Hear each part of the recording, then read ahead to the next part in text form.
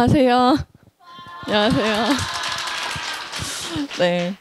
저는 다페이스라는 미디어를 운영하고 있는 대표 조수담입니다. 반갑습니다. 네.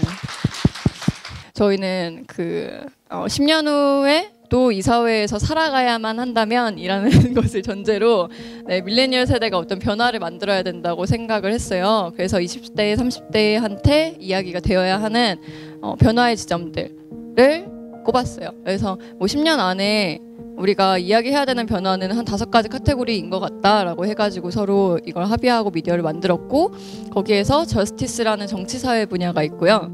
그리고 페미니즘에 관련된 분야도 있습니다.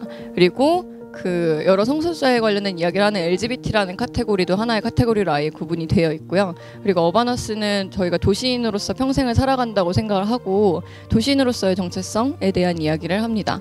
그리고 리얼퓨처는 세상을 바꾸는 기술, 기술에 대한 얘기는 엄청 많이 하는데 4차 산업혁명, 뭔가 비트코인 이런 얘기들 많이 하잖아요. 근데 그런 얘기들이 우리 삶에 그래서 어떻게 영향을 미치는가, 그냥 가사가 저희 삶에 어떤 영향을 미쳐서 돌아오게 되는가, 이런 것들에 대해서 고민을 해봐야 한다라는 지점에서 만든 카테고리예요. 그래서 5가지 카테고리를 가지고 있고, 아마 그 카테고리 이름을 들으시면 상상이 되시겠지만 어떤 부분을 좀 주장하거나 소수자의 입장에서 더 이야기를 하거나 이런 성격이 짙은 미디어입니다. 닷은 어떤 변화의 지점, 그리고 자기가 서 있는 지점에 딱 점을 찍었을 때 거기서부터의 3m의 원을 그리면 그 안에 있는 문제의식을 먼저 이야기를 하자. 그러면 우리의 세상이 바뀔 것이다 라고 믿는 어떤 철학 같은 거예요. 그리고 페이스는 우리가 마주해야 하는 얼굴들, 새로운 기준이 될 사람들, 그 사람들을 마주하면, 봐야 할 장면들을 마주하면, 페이스에 마주하다라는 뜻과 얼굴이라는 뜻이 두 개 다 있잖아요. 네, 그러면 뭔가 달라질 것이다 라는 것이고요. 저희는 나름대로 어떤 연출에서 많은 고민을 했는데도 불구하고 받아들이는 사람이 그렇게 받아들였다면, 그게 차별이거나 피해라고 받아들였다면 거기에 대해서 한 번 더 고민을 해야 된다고 생각해요. 왜냐하면 콘텐츠를 제작하는 사람은 메시지를 전하는 거잖아요. 근데 자기 손을 떠나면 그 메시지가 어떤 식으로 전달이 될지에 대한 게 나는 그렇게 의도한 게 아니야 라고 아무리 우겨봤자 소용이 없다고 생각하거든요. 그래서 받는 사람들이 만약에 100만 명이 내가 만든 걸 본다고 생각했을 때 그중에 1명이라도, 그중에 10명이라도 이런 생각을 한다고 하면 그거에 꼭 맞출 필요는 없지만 그 사람들은 이렇게 느낄 수도 있겠구나라는 걸 인지하고서 연출을 하는 것까지는 꼭 필요하다고 생각합니다. 근데 사실 계속 고민할 부분이 있는 거죠. 그러면 이거를 당사자들이 봤을 때나 그렇지 않은 사람들이 봤을 때, 이 산업에 얽혀있는 사람들이 봤을 때 과연 이 내용이 전하려는 메시지의 타당한 방식인가, 표현하는 방식이 맞는가, 이런 것들. 그래서 오늘 이런 혐오 표현이든 표현하는 방식이든 이런 거에 대해서 얘기를 해달라고 하셨지만 저희도 계속 고민을 하고 있다. 그리고 계속 실패하고 계속 조금씩 고쳐나가고 고민한다 라는 부분이 있어요. 저는 일단 세상에 큰 기대가 없어요. 그래서 이렇게 말하면 너무 그런가? 저는 딱 3m라고 아까 얘기를 했던 저희의 미션도 저는 세상을 크게 한꺼번에 바꿀 수 있을 거라고 생각하진 않아요. 그리고 저희가 컨텐츠를 제작한 다음에도 우리가 세상을 한꺼번에 바꿔서 이 사람의 일상의 모든 걸 뺏어올 수는 없잖아요. 하지만 저는 사람들의 1분, 5분만 잘 뺏어오고 메시지를 전할 수 있어도 사람들의 어떤 삶에 뭔가 틈새로 들어갈 수 있다는 생각을 했었거든요. 그래서 컨텐츠 이렇게 퍼지는 거 보면서 와, 좋아요 많이 달렸다 이게 아니라 우리는 몇만 명의 1분씩을 가져온 것이다. 몇만 명의 1분의 일상에 어떤 메시지를 전한 것이다 라고 생각을 하면서 위로를 얻어요.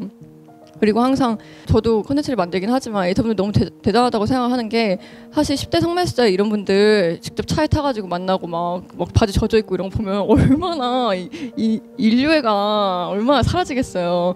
근데 그럼에도 불구하고 거기서 이제 질문을 더 던져야 된다라는 그런 건 있어요. 그래서 타이 마사지도 그냥 더러워, 뭔가 어떻게 그럴 수가 있어 이러고 말면 되잖아요. 10대 성매수도 더러워, 어떻게 그런 사람들이 있을 수 있어, 이상한 사람들인가 보네 라고 하면 되는 거잖아요. 사실 그렇게 하는 사람들이 훨씬 많고, 근데 거기서 한 발 더 질문을 던진다고 했을 때 그 질문이 필요한 이유는 저희가 만나봤을 때 그냥 나쁜 사람은 없어요. 한 번에 나쁜 사람은 없는 것 같고, 10대 성매수자분들, 20대 분들은 뭔가 재수없다 이러면서 도망을 가요. 40대들은 눈치를 보고서 요거 인터뷰 안 하면 내가 손해겠는데 나 내 차 번호도 알고 있고 뭐도 알고 약간 이렇게 눈을 굴리는 느낌이 나고 그 다음에 앉아서 얘기하면 성매매는 원래 다 그렇게 이렇게 하면서 뻔뻔하게 얘기를 해요. 어떤 생각이 들었냐면 20대부터 40대까지 이렇게 된다고 했을 때 사회 환경이나 이 사람이 할 수 있었던 선택들이 이 사람을 뻔뻔하게 만들 수 있구나. 처음에는 창피하거나 재수없다고 생각하는데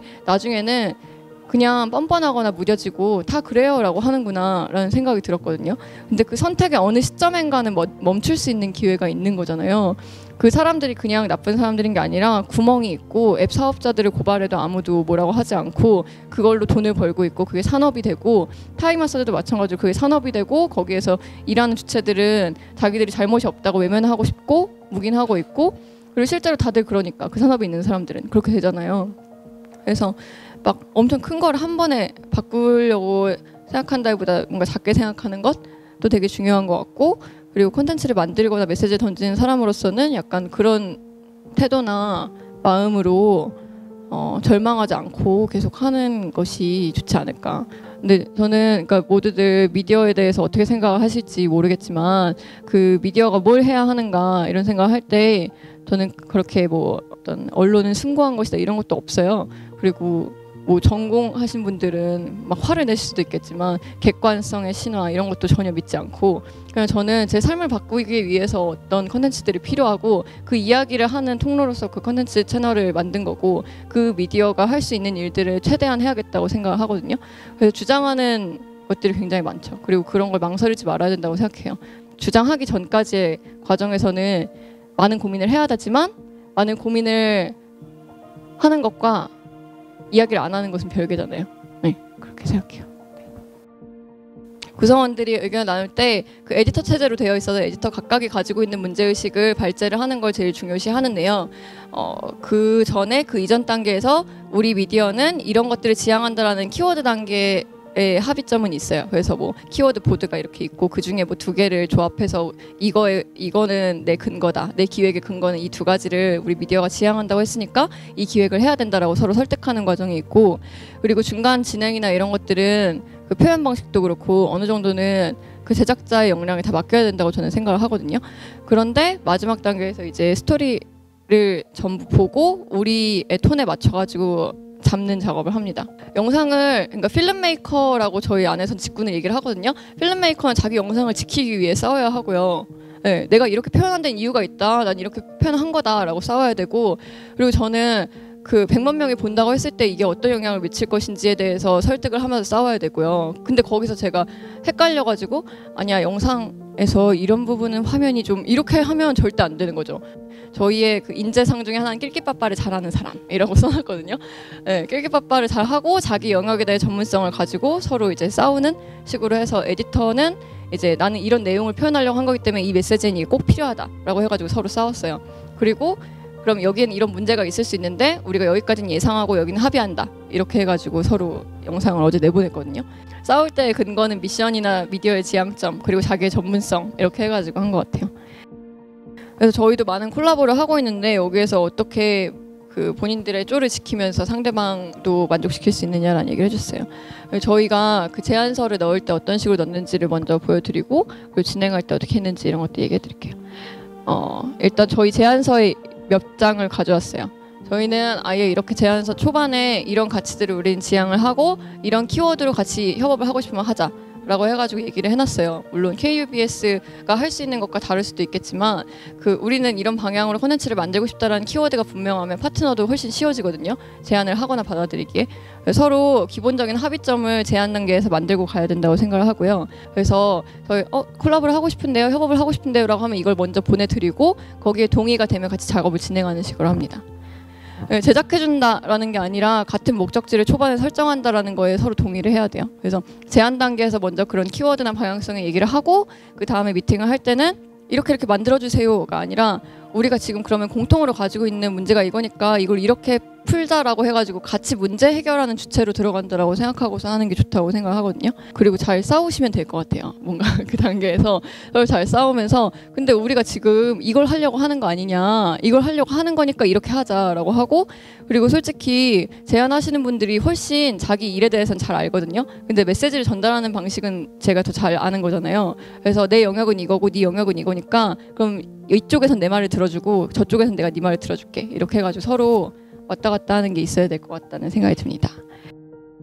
그 많은 사람들이 어떤 콘텐츠를 공유할 때는 뭔가 계기가 필요하다고 생각하거든요. 어떤 한 문장이 딱 남았다, 이 메시지를 내가 같이 퍼뜨리고 싶다라는 어떤 그 계기가 있어야 되는데, 이 사랑이라는 이름으로 아무것도 극복하지 마라는 문장이 그 계기가 돼서 이 영상을 공유할 때 굉장히 많은 사람들이 그 말을 언급하면서 공유를 했었어요. 근데 그것도 사실 어떤 분이 트위터에 자기의 이야기를 쓰면서 올린 말 중에 한 부분이 그런 거였어요. 내가 이 과정을 겪어보니 사랑이라고 생각해서 모든 걸 극복하려고 했는데 그게 아닌 것 같았다라는 얘기가 있었고, 그걸 컨텐츠에 반영해서 만들어야겠다고 생각했었거든요. 그래서 많이 보고 디테일을 잡아내고 공감하고 하는 것들이 필요했다. 그리고 그 만약에 영상으로 보여지는 것도 보여지는 거지만 글로 쓸 때도 아니면 목소리만 나오는 어떤 오디오 콘텐츠를 만들 때도 그런 매체로 전달이 됐을 때 사람들이 이걸 보고서 어떻게 반응할 것인가를 먼저 생각하고 기획해야 되는 것 같아요. 화면에 이 사람 얼굴이 바로 나올 때 어떤 부작용이 있을 수 있는지, 이런 것들.